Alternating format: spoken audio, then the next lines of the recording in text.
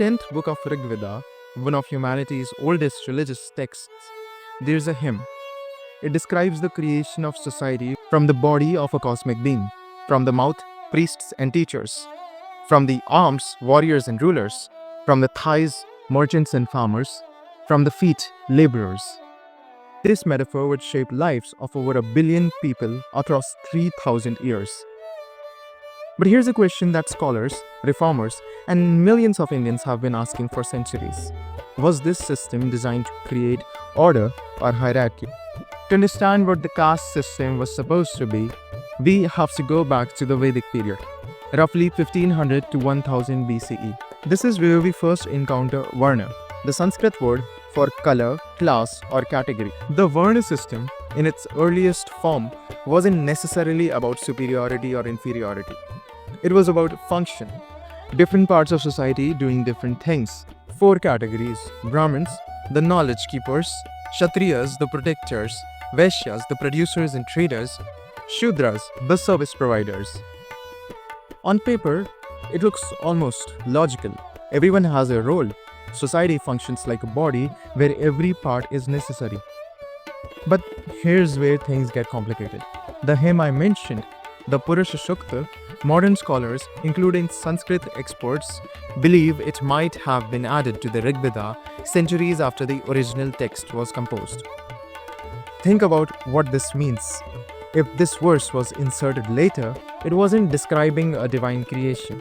It was justifying a social division that already exists. What we may be looking at is a case of retrospective legitimization, taking a society reality and giving it religious authority.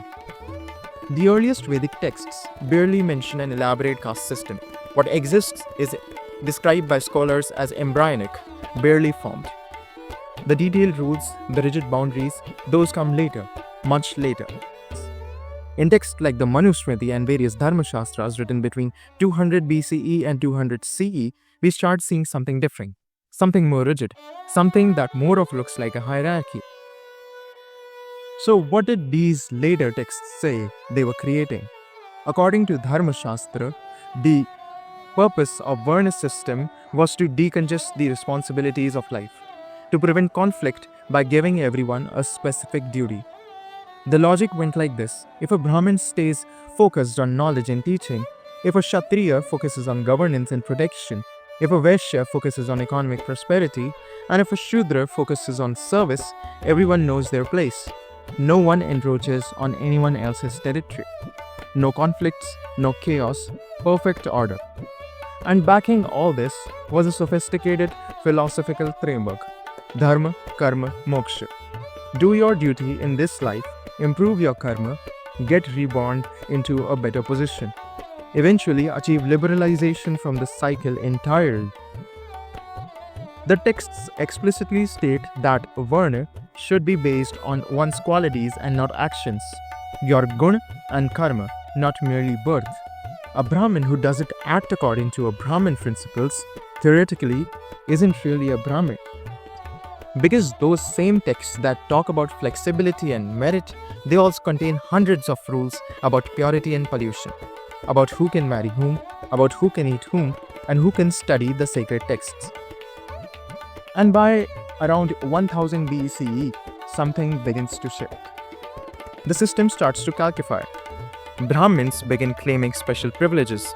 The concept of ritual purity becomes obsessive. And something else happens. Thousands of subdivisions emerge. Jatis, occupational groups, based entirely on birth. This is crucial to understand. Varna is a fourfold theoretical framework. Jati is actually governed by people's lives. And Jati was hereditary, rigid, and ranked. By the medieval period, India had thousands of Jatis, each with its own rules, its own rankings, its own restrictions. And then there was those outside of the system entirely. The untouchables, people considered so impure that their very shadow was polluting. This wasn't the original 4 categories. This was something that evolved, something that created a class of people who were denied basic human dignity. Now, you may be thinking, maybe this is just the system degrading over time. Maybe it started noble and became corrupted. But scholars like Nicholas Dirks, In his book, The Castes of Mind, argues something different. Caste is neither an unchanged survival of ancient India nor a single system reflecting a core cultural value. It's a modern phenomenon, the product of a concrete historical encounter. Hey, just a small break. I won't take much of your time right now, but if you're liking my content, please subscribe my channel, hit the bell icon, and like the video. It means the world to me. When the British arrived in India, they encountered a social system they didn't understand.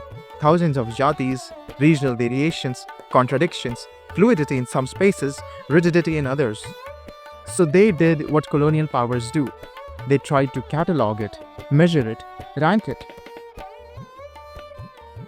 Between 1871 and 1941, the British conducted detailed caste census. They asked people to identify their caste. They tried to create hierarchical lists. Colonial administrators struggled and ultimately failed to create a single, uniform pan-India caste system.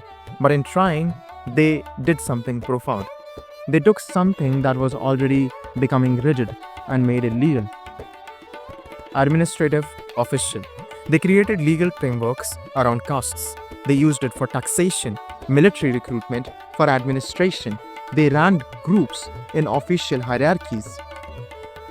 The colonial project didn't invent caste, but it transformed it. It took a complex, regionally varied system and tried to fit it into neat, legible categories that the state could manage. And here's the devastating part. In doing so, they made discrimination more systematic, more entrenched. By the time India gained independence in 1947, the caste system had undergone major transformations across 3 millennia. The Vedic categories to medieval hierarchies to colonial legal frameworks. So, order or hierarchy? Let the question hang. Here's what the evidence shows. Ancient texts appeared in the Varna system, as described in theory, was presented as functional organization, different roles, mutual interdependence, social harmony. But even in those earliest descriptions, hierarchy is there. The body metaphor, head to feet, the restrictions on mixing, the special status of garments, the concept of purity and pollution. And the practice, the actual lived reality across centuries, was unquestionably hierarchical. It created ranking, discrimination, exclusion, violence. Dr. B.R. Ambedkar, who experienced caste discrimination firsthand and later became the architect of India's constitution, called untouchability worse than slavery. Caste is not merely a division of labor, it's a division of laborers. The most honest answer, both things were happening simultaneously.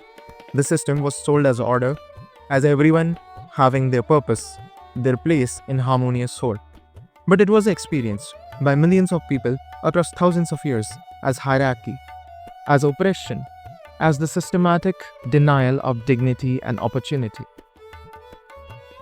And here's what makes this complicated. The people who created and refined these systems probably did believe they were creating order. They probably did think this was the best way to organize society. Today, India is still grappling with this legacy. Through affirmative action, policies, through social reform movements, through ongoing debates about caste consensus, reservations, and representation. The Indian Constitution abolished untouchability. Discrimination based on caste is illegal. But laws don't change thousands of years of social conditioning overnight. Perhaps the real question is, what does it mean to build a truly just society? One that doesn't need hierarchy to function. In the end, the best measure of any system isn't what it claims to be, but what it does to people. The debate continues.